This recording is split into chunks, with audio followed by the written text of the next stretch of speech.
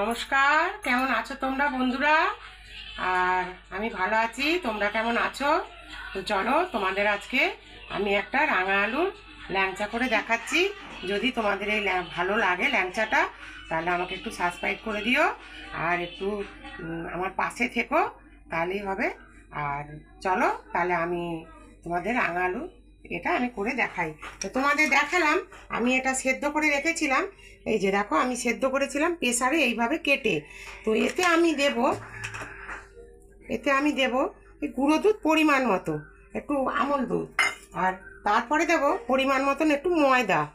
তারপরে এতে দেব আমি এই যে এলাচের দানা। তারপরে দেব এতে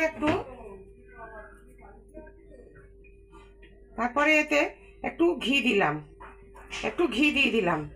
এবারে এইভাবে করলে না বেশ টিফিনেও খেতে ভালো লাগে, একটু রুটি ফুটি দিয়ে খেতে ভালো লাগে, একটু ভালোই লাগে। তো এদিকে আমি আবার রাঙা আলুর এই যে এটা করতে দিলাম। এই যে এইটা আমি কটা মানে এলাচ দানা দিয়ে দিলাম। এই যে রাঙা আলুর শিরাটা আমি এদিকে করতে দিয়ে দিলাম। আর এদিকে আমি এটা ভালো করে মেখে নেব। এই যে একটু পরিমাণ মতন একটু নুন দিয়ে দিলাম। দিয়ে আমি এটাকে সামান্য একটু চিনি দেবো, কারণ ভেতরে তো মিষ্টি ঢুকবে। এই যে সামান্য একটু চিনি দেবো। তো এরকম করে আমি এটাকে ভালো করে যে মেখে নেব। মিষ্টি আলুর ল্যাংচা করব, তো তোমাদের সঙ্গে সব দেখাবো। এটাকে আমি ভালো করে ছাড়িয়ে নেব, নিয়ে এই যে ভালো করে ছাড়িয়ে নেব, নিয়ে এই যে এইভাবে আমি কেটে নেব, নিয়ে এটাকে সেদ্ধ করে নিই, তারপরে তোমাদেরকে দেখাচ্ছি। বন্ধুরা, আমি এতে একটু বেকিং পাউডার অ্যাড করে নিলাম। এই যে বেশি দেওয়ার দরকার নেই, একটু অ্যাড করে নিলাম।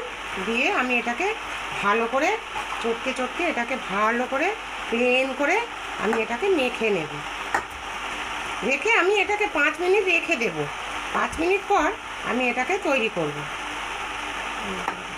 তো চলো বন্ধুরা, এই যে দেখো আমি এইভাবে ল্যাংচাগুলোকে এই যে তৈরি করে নিয়েছি, এইভাবে এক হাত দিয়ে এবারে এইভাবে আমি এগুলোকে তেলে ছেড়ে দেব।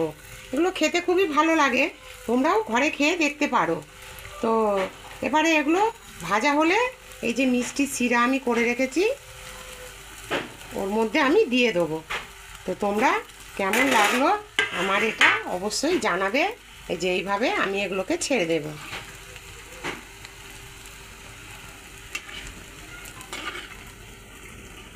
আমার বড়াগুলো ভাজা হয়ে গেছে। এই যে ল্যাংচাগুলো এই যে এরকম করে আস্তে আস্তে আমি এগুলোকে তুলে নিলাম। এই যে এরকম লাল লাল করে। দেখো বন্ধুরা, কি সুন্দর হয়েছে দেখতে, যেন একদম সত্যিকারের মিষ্টির দোকানের ল্যাংচা। দেখো কি সুন্দর হয়েছে দেখতে। দিয়ে এগুলোকে আমি এই যে এখানে শিরা বানিয়ে রেখেছি, যে চিনির শিরাটা, এখানে ভালো করে চিনি দিয়ে আর এই যে এলাচের ছোটো এলাচ দিয়ে আমি এটা শিরাটাকে করে রেখেছি।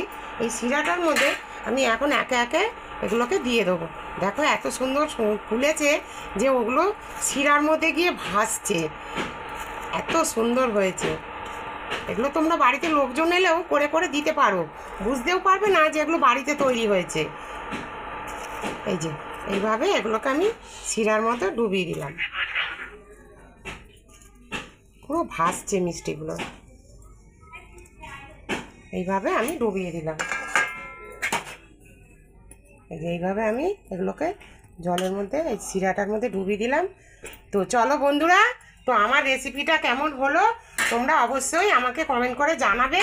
আর এরকম করে তোমরা অবশ্যই করে খেও। আর টাটা, আসছি আজকের মতো, টাটা। দেখো বন্ধুরা, আমার ল্যাংচা কেমন হয়েছে অবশ্যই বলো। আর আমি একটা খেয়ে দেখি কেমন হয়েছে। খাও খাও খাও খাও, হেভি হয়েছে, হেভি দারুণ হয়েছে, দারুণ। কেমন হয়েছে? ভালো হয়েছে?